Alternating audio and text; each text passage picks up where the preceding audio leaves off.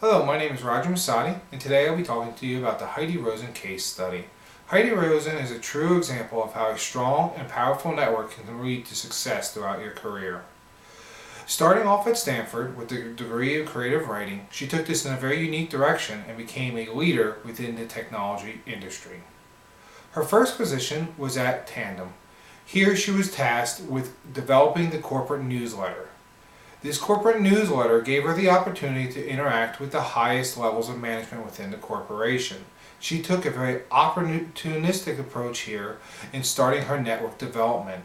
She provided high and consistent performance and found common interests with these individuals to develop long-lasting relationships.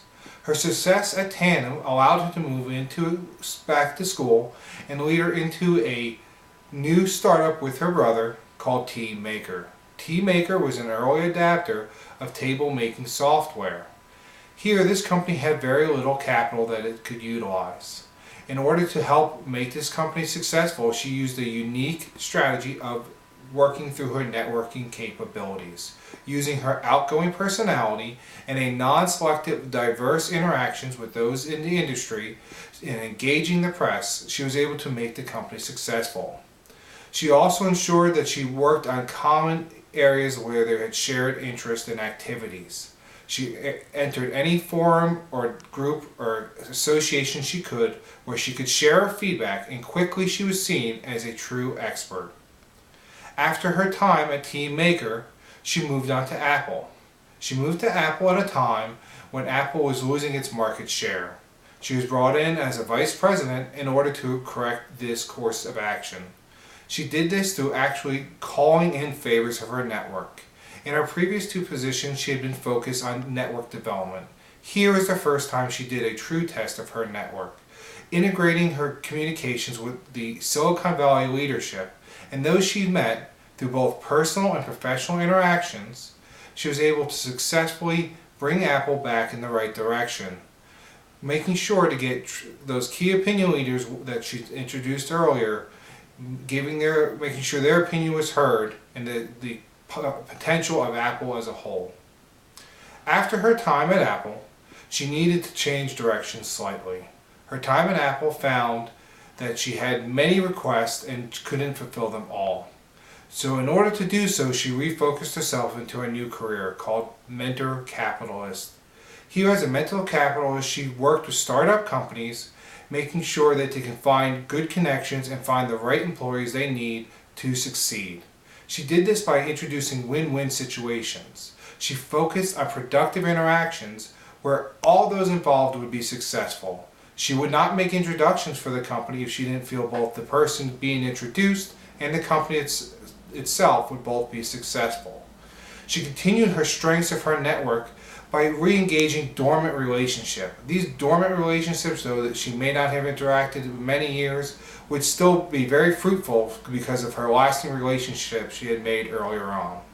Also at this time, she really started to refocus on a work-life balance. Her and her husband hosted parties where interesting people could come together and share ideas and feelings in a very casual atmosphere. This helped bolster her network and those people she invited to the party. After her time there, she found her true calling as a venture capitalist. Here, her main focus and strength of network focused on maintaining long-lasting relationships. She did this through open and honest feedback. Even though there were people she found interesting, smart, and could possibly be great, she still felt that she had to reject their proposals at times. Even when she was doing these rejections, she was open and honest and made sure they understood the reasons and tried to keep them as part of her network. She also continued to grow her network by engaging those core nuclei of networks around her. This gave her a good spiderweb of communication that she could rely on throughout the rest of her career. Heidi Rosen's network success, power, and her influence came from a few different items. As described in Adam Grant's book, Give and Take, one of the key items was her reciprocity style. She could easily be identified as an otherish giver.